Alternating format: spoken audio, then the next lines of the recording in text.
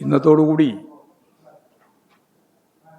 തദ്ദേശ സ്വയംഭരണ സ്ഥാപനങ്ങളിലേക്കുള്ള തിരഞ്ഞെടുപ്പിൻ്റെ ഒരു പ്രധാന ഘട്ടം സജീവമായി പൂർത്തിയാകുകയാണ്. ആയിരക്കണക്കിന് വാർഡുകളിലേക്കും മുനിസിപ്പൽ കോർപ്പറേഷൻ, ബ്ലോക്ക് പഞ്ചായത്ത്, ജില്ലാ പഞ്ചായത്തിലേക്കുമുള്ള സ്ഥാനാർത്ഥികളുടെ നോമിനേഷൻ ഇന്ന് വൈകുന്നേരത്തോടുകൂടി പൂർത്തിയാകുക. ഇടതുപക്ഷ ജനാധിപത്യ മുന്നണി നല്ല ഐക്യത്തോടുകൂടി തന്നെയാണ് തിരഞ്ഞെടുപ്പ് രംഗത്ത് സജീവമായി പ്രവർത്തിച്ച് വരുന്നത്. സ്ഥാനാർത്ഥി നിർണയവും തുടർന്നുള്ള നോമിനേഷൻ സമർപ്പണവും നല്ല ആവേശത്തോടുകൂടി പൂർത്തിയാക്കി കഴിഞ്ഞു. മതനിരപേക്ഷ ഉള്ളടക്കത്തെയും കേരളത്തിൻ്റെ വികസനത്തെയും അടിസ്ഥാനപ്പെടുത്തിക്കൊണ്ടാണ് ഇടതുപക്ഷ ജനാധിപത്യ മുന്നണി ഈ തെരഞ്ഞെടുപ്പിൽ പ്രധാനമായിട്ടും മത്സരിക്കുന്നത്. കേരളത്തിലെ വികസനത്തിന് ഒരു സംഭാവനയും ചെയ്യാത്ത എല്ലാ വികസന പ്രവർത്തനങ്ങളെയും ശക്തിയായി രാഷ്ട്രീയ കാരണങ്ങൾ കൊണ്ട് എതിർത്ത്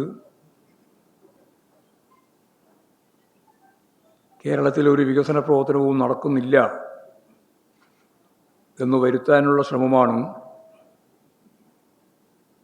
UDF ഉൾപ്പെടെയുള്ള പ്രതിപക്ഷ രാഷ്ട്രീയ പ്രസ്ഥാനങ്ങൾ കേരളത്തിൽ ശ്രമിച്ചുകൊണ്ടിരിക്കുന്നത്.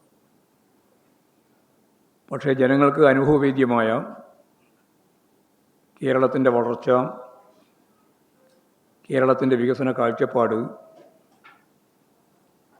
മറ്റ് വിവിധ മേഖലയിൽ നടപ്പിലാക്കിയിട്ടുള്ള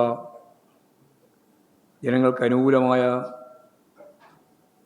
ഗവൺമെൻറ് സമീപനങ്ങൾ എല്ലാം ഇടതുപക്ഷ ജനാധിപത്യ ശക്തികൾക്ക് അനുകൂലമായ രാഷ്ട്രീയമാണ് രൂപപ്പെടുത്തിയിട്ടുള്ളത്. ഹിന്ദുത്വ അജണ്ട ഉപയോഗിച്ച് കോർപ്പറേറ്റുകളുടെ വളർച്ച, അതിനുവേണ്ടിയുള്ള ശത്രുത വളർത്തിയെടുക്കുന്നതിന് വേണ്ടിയുള്ള പ്രവർത്തനമാണ് വിദ്വേഷ രാഷ്ട്രീയം കൈകാര്യം ചെയ്യുന്നതിനാണ് BJPയും സംഘപരിവാർ വിഭാഗങ്ങളും ശ്രമിക്കുന്നത്. ജമാഅത്തെ ഇസ്ലാമി, SDPI ചേർന്നുകൊണ്ടാണ് മുസ്ലിം ലീഗും UDFും കേരളത്തിലെ മതനിരപേക്ഷ ശക്തികൾക്കെതിരായി ആ പാരമ്പര്യങ്ങളെ ദുർബലപ്പെടുത്തുന്നതിന് ഇപ്പോൾ സജീവമായി പ്രവർത്തിക്കുന്നത്. യഥാർത്ഥത്തിൽ ഇത്തരത്തിലുള്ള ഇടപെടൽ BJPയെ ശക്തിപ്പെടുത്താൻ മാത്രമേ സാധിക്കുകയുള്ളൂ എന്ന കാര്യം എല്ലാവർക്കും അറിയാം. മതനിരപേക്ഷ ഉള്ളടക്കത്തിന് പകരം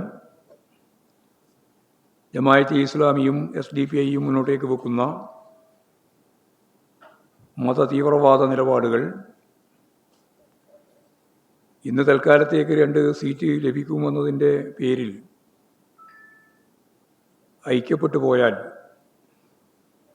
അത് മതനിരപേക്ഷക്ക് ഏൽപ്പിക്കുന്ന മുറിവ് വളരെ വലുതാണ് എന്ന കാര്യം ലീഗും അതുപോലെ കോൺഗ്രസും ഉൾക്കൊള്ളുന്ന UDF തിരിച്ചറിയുന്നില്ല എന്നുള്ള അപകടകരമായ ഒരു രാഷ്ട്രീയത്തിൻ്റെ ഭാഗമായിട്ട് ഉണ്ട്.